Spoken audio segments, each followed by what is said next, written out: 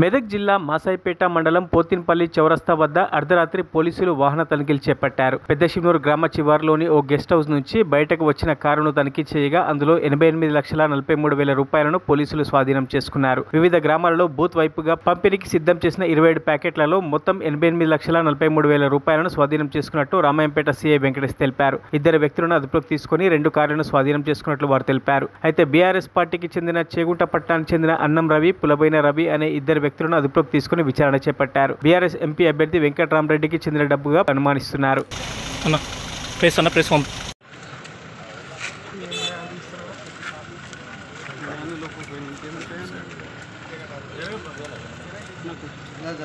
Photo clip అని sir మీరే అడ్డం ఉండదు సార్. కొద్దిగా ఏం చేస్తారు నాకు సార్ 1-2 అవర్స్ అవుతుంది సార్. ఇప్పటి వరకు ఆఫీస్ డబ్బులు చెప్తున్నారు సార్.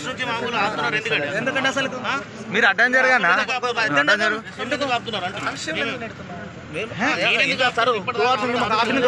సార్ ఇంతవరకు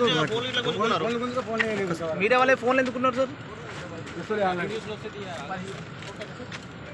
ఓకే ఎస్ఐ గారు మీరు వెహికల్ తీసుకోమా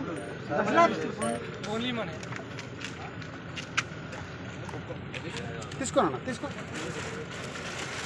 జాగ్రత్త దారిలో పడిపోగలరు చూసుకో సార్ ఒక్క సెకండ్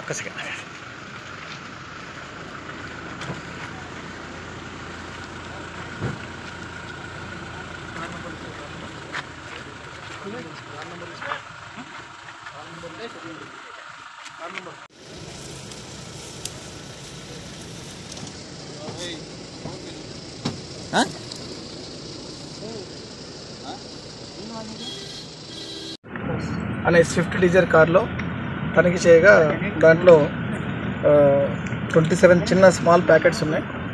అవన్నీ పంచుల సమక్షంలో పంచనామా నిర్వహించగా 88,43,000 ఉంది. ఏ పార్టీ ఎక్కడికి తరలిస్తున్నారు అవన్నీ మేము చెప్తాం. ఇన్వెస్టిగేషన్ వాళ్ళని తీసుకెళ్ళిన తర్వాత మాట్లాడి ఇప్పుడు అవన్నీ ఫర్దర్ వాళ్ళతో మాట్లాడిన తర్వాత తీసుకున్నారు. ప్రస్తుతానికి 2 ఉన్నారు, వాళ్ళతో మాట్లాడాలి. ఇంకా కొన్ని వెహికల్స్ కూడా పోయినాయని చెప్పేసి మేము 2 వెహికల్స్ మా దగ్గర ప్రస్తుతం కస్టడీలో ఉన్నాయి.